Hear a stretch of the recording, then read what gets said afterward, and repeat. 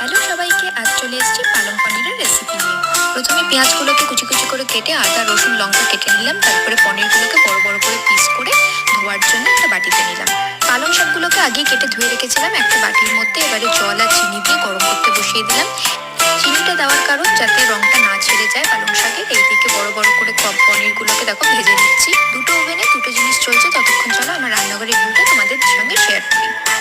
এদিকে প্রায় পালং শাকগুলো ফুটে গেছে। এবারে গরম পালং শাকটাকে একটা ছাঁকনির মধ্যে ছেঁকে নিলাম, জলটা বার করে।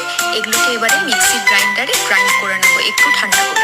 এদিকে পনিরগুলো প্রায় ভাজা হয়ে গেছে। এই হচ্ছে গ্রাইন্ড করা তোমার পালং শাকটা। এবারে ভাজা পনিরগুলোকে দিয়ে দিলাম গরম জলে সফট করার জন্য।